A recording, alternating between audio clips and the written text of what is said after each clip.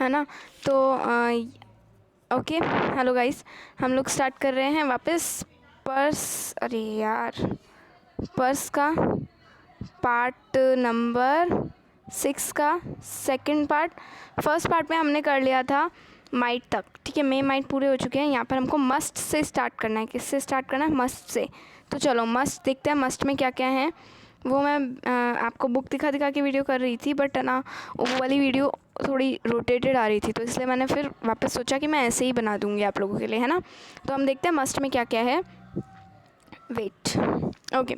Must के अंदर must refers to the present और फ्यूचर टेंस। प्रेजेंट और फ्यूचर टेंस में मस्ट का क्या है? यूज़ है, ठीक है। प्रेजेंट टेंस और फ्यूचर टेंस में मस्ट का यूज़ होता है। Must is use to say that it is necessary to do something, sometimes involving a rule or a law.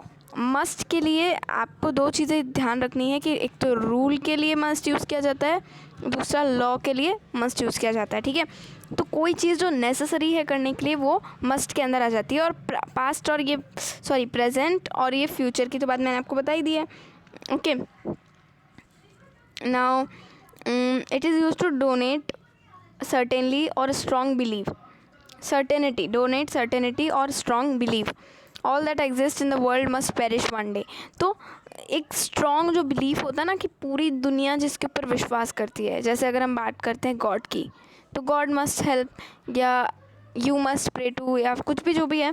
जैसे यहाँ पर मैंने आपको अभी एग्जाम्पल रीड करके बताया कि all that exist in the world must perish one day. जितना इस दुनिया में अभी है वो एक ना एक दिन गायब हो जाएगा। तो ये पूरी दुनिया का एक संपूर्ण बिलीव है और इसको आप नहीं तोड़ सकते या फिर इसको आप नहीं रोक सकते, ठीक है। उसके बाद में क्या है? अगला, it is used in deductions when we realize that something is certainly true or when we are sure of something। जब किसी चीज़ के ऊपर आप श्योरिटी दिखाते हो ना, दैट इज़ ये वाली श्योरिटी, ठीक है। Wait, I should add some pages ताकि दिक्कत नहीं होगी। 7 8 9 10 11 12 13 16 18 19, हाँ ओके।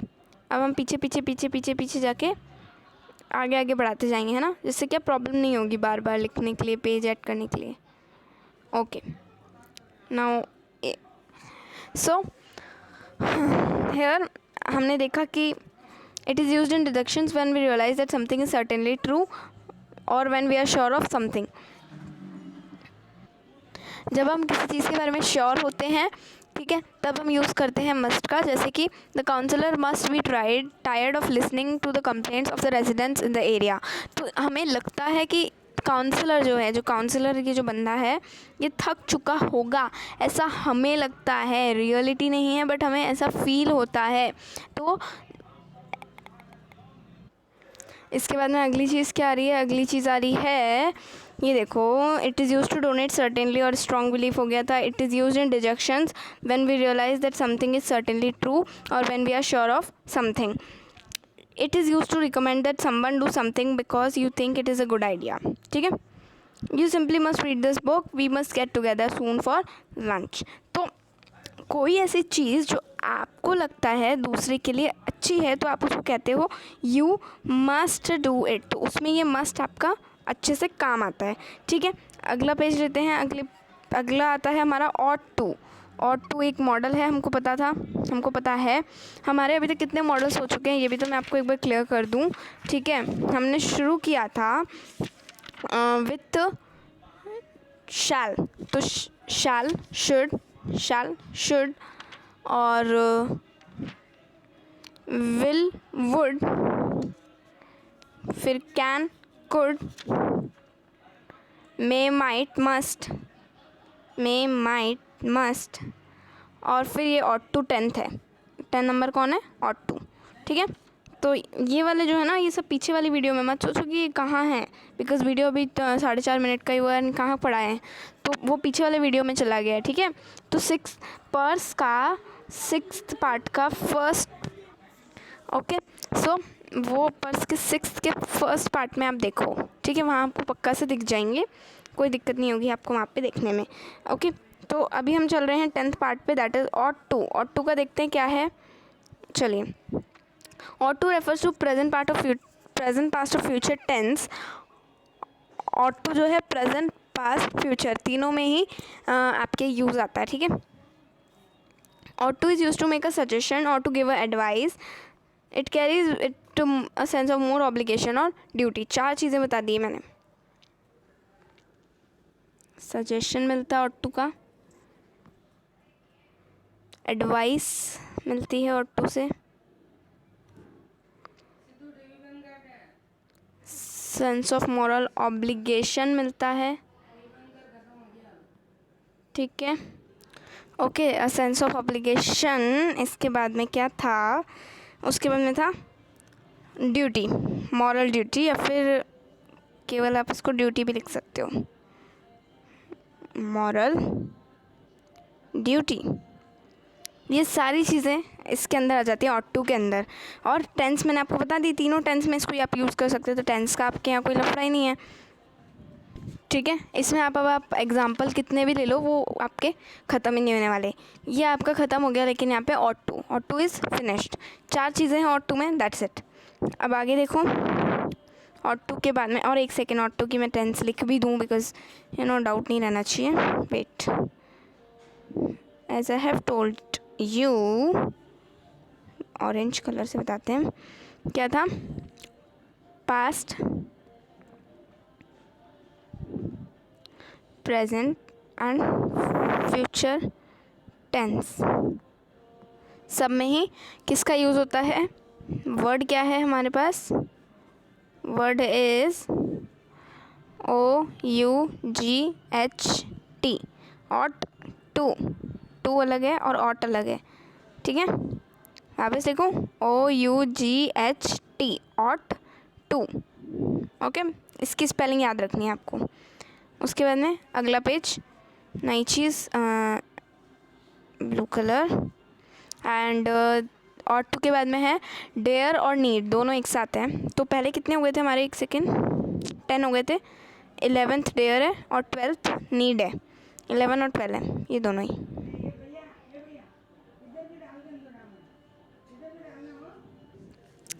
डेयर और नीड टू के अंदर हम देखेंगे, इसके अंदर जब भी हम डेयर और नीड टू लिखते हैं, तो नीड टू के बाद में हम लिखते हैं first form of the verb, जैसे डेयर टू स्टैंड, ठीक है। नीड्स टू बी पोलाइट, तो वो फर्स्ट फॉर्म है। पोलाइट या फिर स्टैंड की अगर हम बात करते हैं, तो स्टैंडर्ड नहीं लिखा है, या फिर स्टैंड और कुछ नहीं लिखा है, या फिर हम कहें अगर cook is the first form, तो कुकड नहीं लिख सकते हैं हम, है ना, इस तरह से।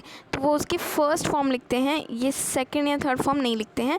डेयर, नीड टू और उसके आगे फर्स्ट फॉर्म, ये इस तरह से पूरा एक इक्वेशन हमारा यहाँ पर बन करके तैयार होता है, ठीक है। क्या, डेयर या फिर नीड टू प्लस वर्ब की फर्स्ट फॉर्म, ठीक है, सेंटेंस के अंदर इस तरह से यूज़ किया जाता है। उसके बाद क्या है, उसके बाद में है ही डेयर्स। इसमें कुछ 4 एग्जांपल हैं, वो मैं इग्नोर कर रही हूँ। We can form their interrogatives and negative with the help of do, just like other verbs, ठीक है। डू को यूज़ करके इंटरोगेटिव और नेगेटिव बना सकते हैं हम इनके। उसके अलावा इसमें कुछ ज़्यादा खास नहीं। नीड और डेयर का अलग अलग देख लेते हैं। Need is use to express necessity और obligation. It is commonly use in negatives and imperatives. Imperatives and negatives में ही नीड का यूज़ होता है टू एक्सप्रेस नेसेसिटी और ऑब्लिगेशन, ठीक है। सो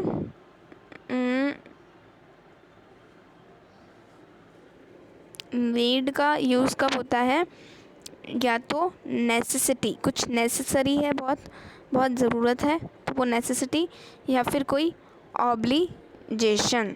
ऑब्लिगेशन का नाम अभी हमने पहले भी देखा था, तो एक बार ऑब्लिगेशन का मीनिंग देखते हैं क्या है, ठीक है। यहाँ पर वर्ब आ जाता है हमारा ऑब्ली,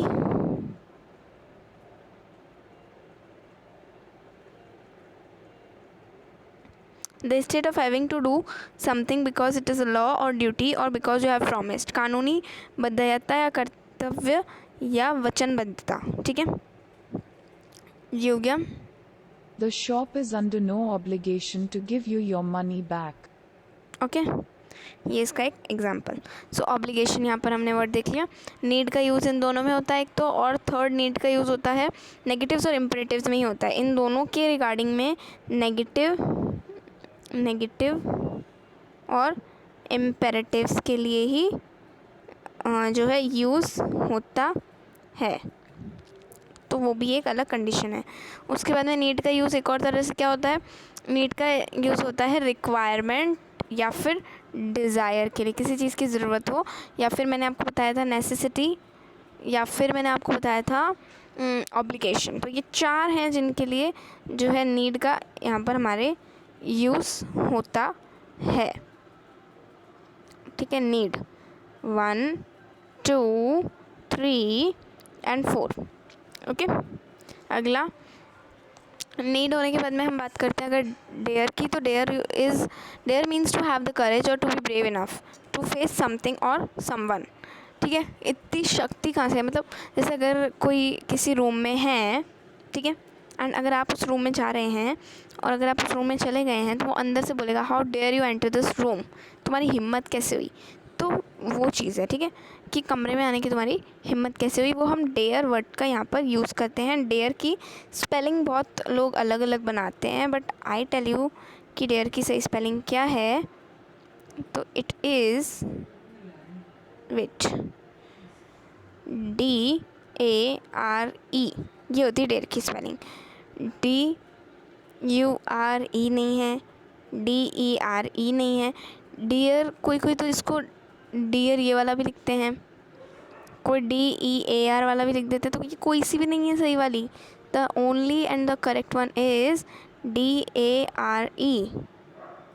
ठीक है, केवल यही वाली सही है। तो आगे चलते हैं।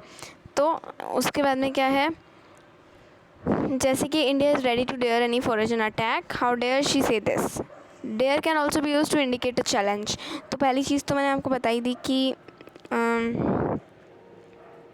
इससे क्या होता है, ये होता है वाह दिस इज मैजिक।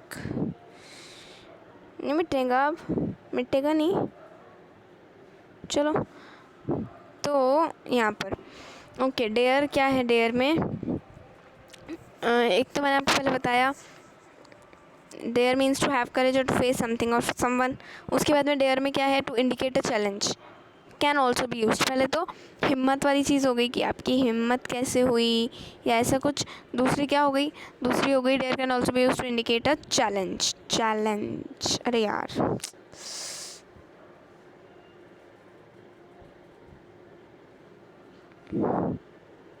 चैलेंज, ठीक है। और तीसरी चीज़ the expression dare simply means, dare say simply means perhaps. जब कोई अगर ये वाली लाइन यूज़ होती है ना, डेयर से का मतलब होता है परहैप्स, ये आपको याद रखना चाहिए। उसके बाद में क्या है, I should take normal pen.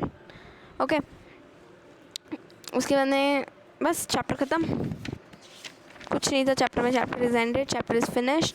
ठीक है, 2 पार्ट्स में हमने करा मॉडल्स को। Models is a very easy chapter, और पूरा का पूरा चैप्टर आप अगर एक बार नहीं तो 2 बार अगर इस वीडियो को, इस वाली को और पहले वाली को अगर देख लेते हैं तो एक नहीं तो 2 बार में पूरा का पूरा चैप्टर क्लियर हो जाएगा मॉडल्स का। और मॉडल्स को वापस आपको कभी लाइफ में दोबारा उठा कर देखने की कोई ज़रूरत नहीं पड़ने वाली है।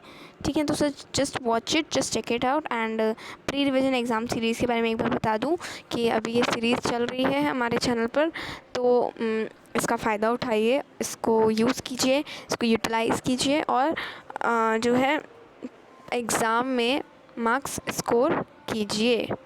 ठीक है, एग्ज़ाम्स में मार्क्स स्कोर कीजिए। क्लास 10th के लिए for #CBSE and also #NCERT। इनसे रिलेटेड हम कोई भी चैप्टर प्रोवाइड करा देंगे, मतलब हर एक चैप्टर करा देंगे, और अगर आप बोलोगे तो कोई भी करा देंगे।